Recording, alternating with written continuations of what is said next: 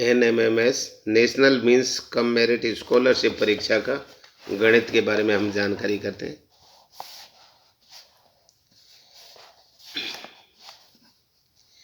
गणित संख्या प्रणाली 1 0 1 2 3 4 5 6 7 8 9 अंक कहे जाते हैं। इन अंकों के द्वारा ही संख्याओं का निर्माण होता है। देखो गणित में ये 9 ही अंकों से सारी संख्याओं का निर्माण होता है। प्राकृत संख्याएं जिनको नेचुरल नंबर्स भी कहते हैं, जिन संख्याओं से वस्तुतः गिनती की जा सकती है उन्हें प्राकृत संख्या कहते हैं। 1 2 3 4 अनंत, इनका कोई अंत नहीं है। प्राकृत संख्या n को हम समूह इस प्रकार दिखा सकते हैं, जैसे ये n बराबर मंजिला कुछ था 1 2 3 4 5 अनंत, ये n संख्या अर्थात प्राकृत संख्याओं का समुच्चय है। इस प्रकार हम देखते हैं कि प्राकृतिक संख्या अनंत है, अर्थात कोई भी प्राकृतिक संख्या सबसे बड़ी प्राकृत संख्या नहीं है। सबसे छोटी प्राकृत संख्या 1 है। शून्य प्राकृत संख्या में शामिल नहीं है, क्योंकि शून्य हो जाएगी तो वो पूर्ण संख्या कहलाएगी। प्राकृत संख्या 1 से ही स्टार्ट होती है, क्योंकि गिनती शून्य से प्रारंभ नहीं की जाती। इसी प्रकार ऋणात्मक और भिन्नात्मक संख्याएं जैसे -7 हो गया, 2 हो गया, 3/5 हो गया, 6/9 हो गया, ये प्राकृत संख्याएं नहीं है। प्राकृत संख्याएं सिर्फ ये 1 से स्टार्ट होती हैं और अनंत तक है। आगे है 1 3 5 7 9 11 13, ये सब विषम प्राकृत संख्याएं, अर्थात जिनमें 2 का भाग नहीं जाता पूरा पूरा। सम 2 4 6 8 10 12 14 16 18, ये सम प्राकृतिक संख्याएं, इन्हें सम प्राकृतिक संख्याएं कहते हैं। 6 2 3 5 7 11 13 आदि ऐसी संख्याएं जिनमें स्वयं या उसी संख्या का एक का अतिरिक्त किसी संख्या का या संख्या का भाग नहीं जाता है, इन्हें अभाज्य प्राकृतिक संख्याएं कहते हैं। अभाज्य प्राकृतिक संख्याएं 10 4 6 8 9 10 आदि ऐसी संख्याएं जिनमें स्वयं और उसी संख्या परंतु एक में किसी संख्या या संख्या का भाग दिया जाता है, इन्हें संयुक्त प्राकृतिक संख्या कहते हैं। जैसे 2 है, 2 में 1 का भी जाता है, इसका 2 का भी चला जाएगा, 4 का भी। जबकि इनमें जो इससे ऊपर दिए 2 3 5, इनमें खुद का 1 का जाएगा या खुद का जाएगा। इनमें सम संख्याओं में अर्थात खुद का भी चला जाता है और 1 का भी जाता है और बीच में औरों को भी चला जाता है। पूर्ण संख्याएं पहले प्राकृत संख्याएं पढ़ी थी, 1 से शुरू होती हैं। पूर्ण संख्याओं में यदि प्राकृत संख्याओं में शून्य को भी सम्मिलित कर दिया जाए तो प्राप्त पूर्ण संख्याएं कहलाती हैं, जैसे 0 1 2 3 अनंत। लेकिन ऋणात्मक भिन्नात्मक -5 -4 3/7 2/5 ये पूर्ण संख्याएं नहीं है। अभाज्य व रूढ़ संख्याएं प्राइम नंबर्स, 1 से बड़ी वह प्रत्येक प्राकृतिक संख्या जो एक और उसी संख्या को छोड़कर किसी भी संख्या से पूर्णतः विभाज्य नहीं हो, रूढ़ प्राइम कहलाती हैं। जैसे 2 3 5 7 11 13 17 19 23 हो गया, आगे 23 के बाद आप ले लो 29 ले लो, ये इस प्रकार की रूढ़ संख्या है।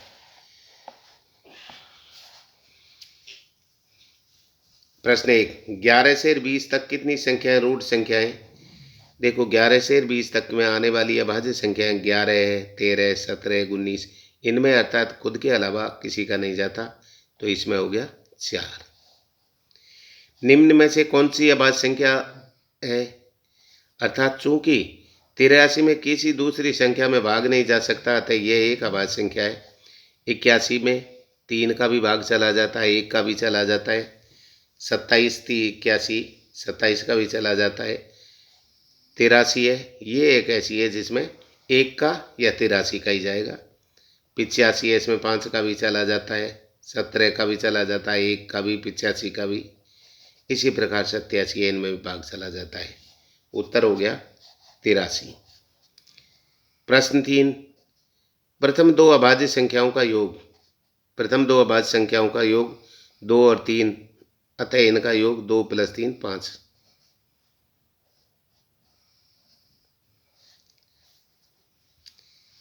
प्रश्न 4 100 तथा 110 के बीच में आने वाली अभाज्य संख्याएं 100 तथा 110 के बीच में आने वाली 101 है, 103 है, 107 है, 109 कितनी होगी? 4। एक अभाज्य संख्या के कितने गुणनखंड होते हैं? एक अभाज्य संख्या के केवल 2 ही गुणनखंड होते हैं, एक तो वह और एक संख्या खुद का, 2 ही होते हैं अभाज्य में। अभाज्य जैसे होगी 3 होगी, 5 होगी, 7 होगी, 11 होगी। 9 को मत लो, 9 में तो 3 का और चला जाता है। 6 निम्नलिखित में से कौन सी संख्या एक अभाज्य संख्या नहीं है? अर्थात 33 बराबर 11 3 1 ये अभाज्य संख्या नहीं है। 19 है, इसमें 1 का जाएगा या 19 और किसी का नहीं जाएगा। 23 में 1 का जाएगा, 23 और 23 का जाएगा। 29 में 1 का जाएगा, 23 का जाएगा। प्रश्न 7 1 से 7 तक की संख्याओं में कितनी अभाज्य संख्याएं हैं? अर्थात 3। कौन कौन सी?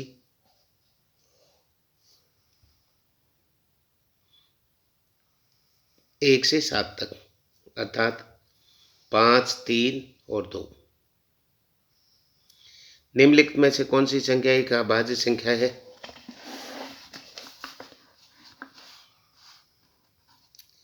दिए गए विकल्प में केवल 97 एक ऐसी संख्या है जिसमें केवल 2 अपवर्तक 1 और 97 का जाता है, अन्य विकल्पों में अधिक जाता है। इसमें देखो 27 में 1 का भी, 3 का भी, 9 का भी, 27 का। 57 में भी देखो 1 का भी जाएगा, 3 का भी जाएगा, 57 का भी जाएगा, और इसमें 3 में देंगे 3 का 1 और 9 19 का भी जाएगा। इसमें देखो 7 का, 11 का, 77 का, 1 का। आगे है 9 1 से 10 के बीच में कितनी अभाज्य संख्या है? अर्थात 3 1 से 10 के बीच में 2 3 5 7 2 3 5 7 ये अभाज्य संख्या है।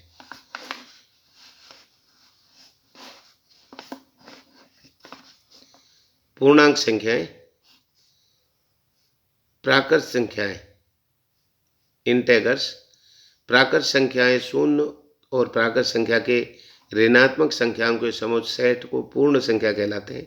यदि पूर्णांक संख्याओं के समुच्चय को i से व्यक्त करें तो i का मतलब इसमें 0 के बाद में -1 2 3 4 5 अनंत, और 0 के प्लस की 1 2 3 4 5 है, ये भी अनंत। पूर्णांक संख्या में माइनस में भी प्लस में दोनों साइड में अनंत है। अब जैसे इसमें दिया गया है 0 शून्य तो धनात्मक और न ऋणात्मक है। संख्या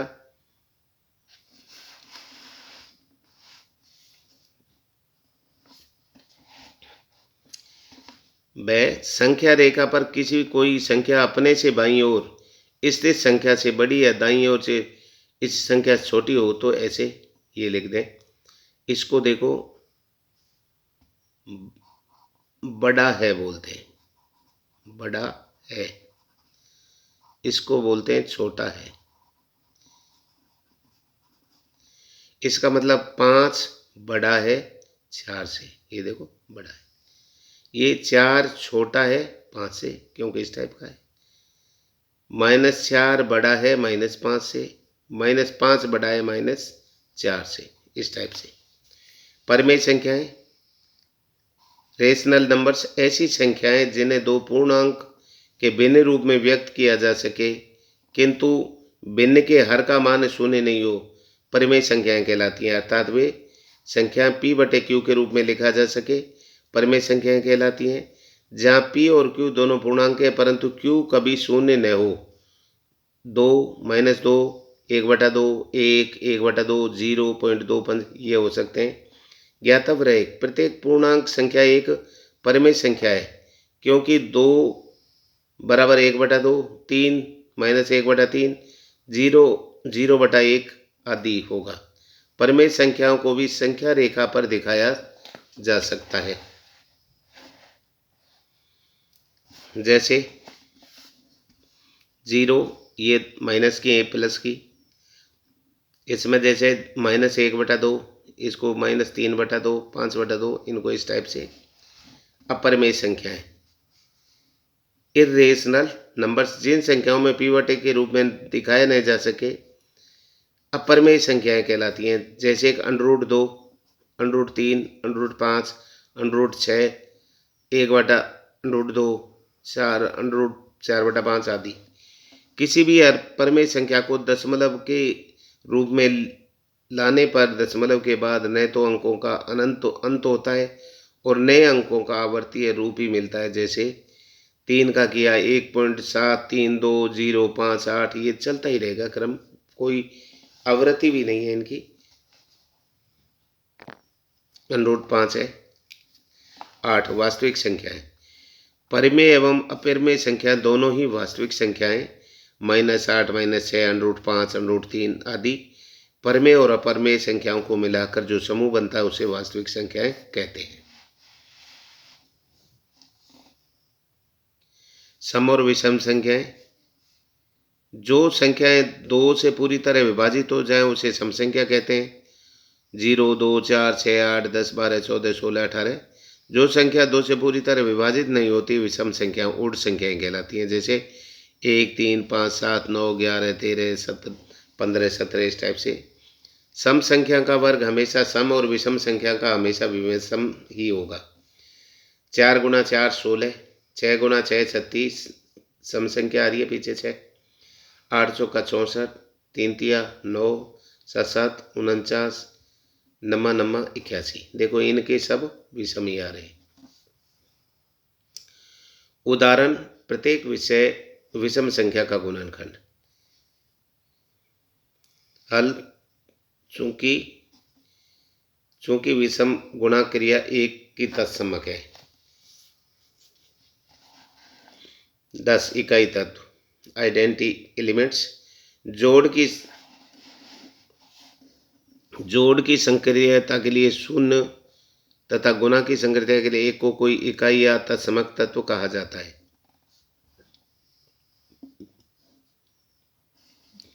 इकाई तत्व के गुण।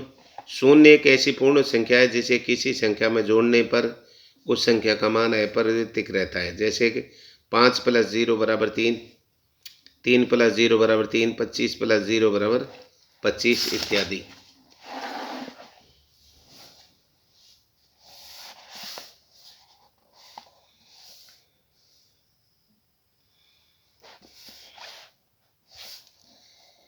किसी संख्या में 0 घटाने पर परिणाम में वही संख्या प्राप्त होती है। 40 में 0 घटाए तो वैसे ही। 0 के अतिरिक्त किसी संख्या का घात 0 होने पर परिणाम 1 होता है। यदि 15 के ऊपर 0 0 है तो 1 होगा, 3 के ऊपर 0 1 होगा। 0 में किसी संख्या के भाग देने पर परिणाम 0 होता है। 0/6 तो 0 ही आएगा। 0/18 0 आएगा। किसी 0 में 0 से भाग देने से संक्रियता अर्थहीन होती है। जैसे 4 में 0 का भाग दिया, अर्थहीन है, क्योंकि ऐसी कोई भी संख्या अस्तित्व में नहीं है जिससे कि 0 का 4 का संबंध रखती हो। इकाई तत्व। 1 में गुण हम जानते हैं कि 5 × 1 5, 18 × 1 18, 151 × 1 1। इस प्रकार एक ऐसी संख्या है जिसमें किसी भी संख्या का गुणा करने पर उस संख्या का मान अपरिवर्तित रह जाता है। अतः एक गुणा को क्रिया के लिए इकाई तत्व कहा है। 11 सबसे बड़ी और सबसे छोटी संख्या। किसी निश्चित अंक वाली सबसे बड़ी संख्या प्रत्येक अंक 9 होता है। जैसे 6 अंकों की सबसे बड़ी 9 9 9 9 6 हो गए। इसी प्रकार किसी निश्चित अंक वाली सबसे छोटी संख्या जिसमें प्रत्येक अंक 1 से 0 होते हैं। जैसे कि 6 अंकों की सबसे बड़ी छोटी संख्या ये होगी सबसे छोटी 1 2 3 4 5 6, ये 6 अंकों की। 1 2 3 4 5 6 7, ये 7 अंकों की।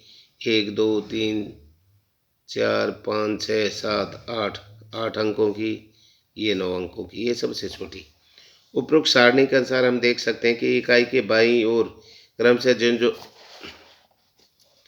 जो हम बढ़ते हैं त्यों अंकों के स्थानीय मान में 10 गुने की वृद्धि होती है।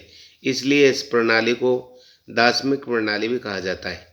संख्याओं में शुद्ध मान व स्थानीय मान के संख्यांकन से संबंधित प्रश्नों की स्पष्टता से समझने के लिए प्रश्न द्रष्टव्य है। 5 गुना 10 प्लस 3 की पावर 2 गुणा 10 प्लस 4 में किस संख्या का बोध होता है? इसमें दिए गए संख्याओं में देख लें। पहले आप बोडोमास नियम से पहले गुणा करेंगे इनके,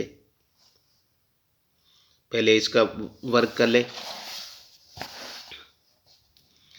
संख्याओं की तुलना करने के लिए हमें पहले दोनों का अंकों का गिनती है, जिसमें संख्या में अंक अधिक होते हैं वह संख्या बड़ी होती है, जिन संख्या में अंकों की संख्या कम होती है वह संख्या छोटी होती है। ये यहाँ इसमें तीसरा ही हो गया।